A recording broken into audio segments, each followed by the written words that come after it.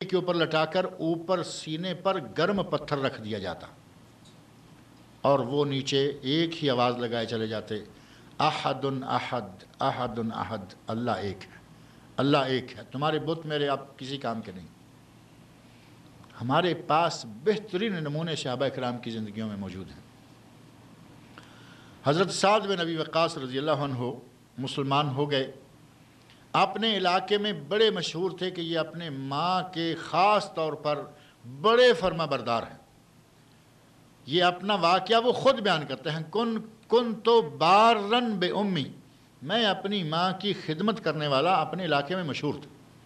مسلمان ہو گئے، کہتے ہیں کہ ماں نے کہا کہ دیکھو میں نہ کھاؤں گی نہ پیوں گی نہ سائے میں بیٹھوں گی نہ سر ڈھکوں گی اور اسی طرح بھوکی مر جاؤں گی، لوگوں میں تمہیں بدنام کر جاؤں گی کہ یہ اپنی ماں کا قاتل ہے۔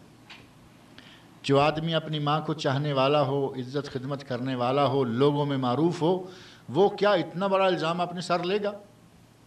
اب امتحان آ گیا بڑا عجیب۔ ایک دن پورا گزر گیا، وہ کہتے ہیں کہ میں نے ایک دن گزرنے کے بعد ماں کو دیکھا، ماں کی حالت پتلی ہو رہی ہے۔ میں جا کے بیٹھ گیا، ساتھ بیٹھ کے کہا، میں نے کہا اماں کچھ کھا لو۔ کہتی ہے نہیں کھاؤں گی، مر جاؤں گی، تمہیں بدنام کر جاؤں گی۔ کہتے ہیں کہ اٹھ کے آ گیا۔ دوسرے دن گیا تو ماں اور بھی کمزور ہو چکی ہے اور حرکتیں بھی اب کم ہونا شروع ہو گئی ہیں۔ میں نے کہا اماں کچھ کھا لو، کہتی ہیں نہیں کھاؤں گی۔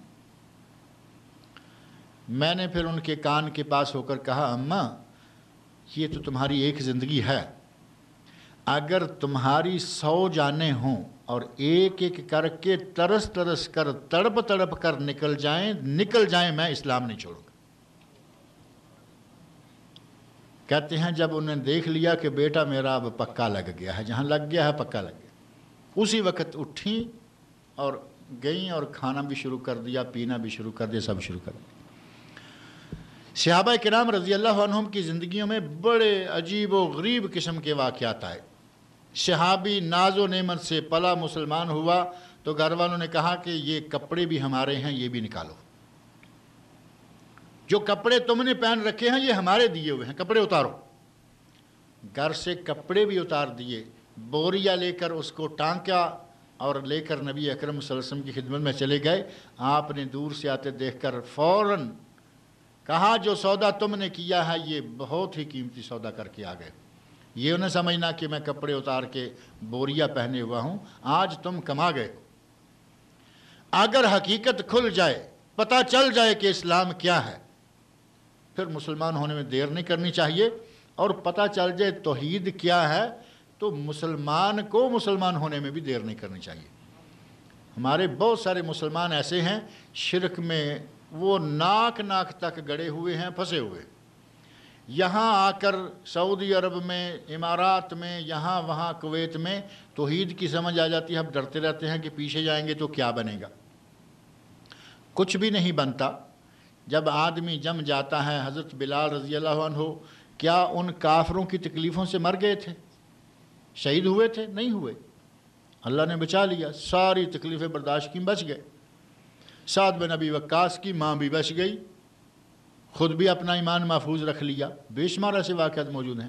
جیسے ہی اللہ توفیق دے فوراً اسلام میں داخل ہو جائیں اور پھر اس کے بعد رشتہ داروں کو آہستہ آہستہ سمجھ جائیں فابہہ، نہیں سمجھیں تو پھر توحید کا تو درس یہ ہے کہ دنیا جاتی ہے تو جاتی رہے، اللہ نہ جانے دے۔ توحید تو یہ ہے کہ خدا حشر میں کہہ دے میرا بندہ دو عالم سے خفا میرے لیے ہے، پورے دو عالم، رشتہ دار اپنے ہوں، سسرالی ہوں، ننیالی ہوں، ددیالی ہوں، ساری دنیا کو چھوڑا جا سکتا ہے لیکن اللہ کا دروازہ نہیں چھوڑا جا سکتا۔ اللہ تعالیٰ مجھے اور آپ سب لوگوں کو دین اسلام کو سمجھنے اور اس پر صحیح عمل کرنے کی توفیق عطا فرمائے۔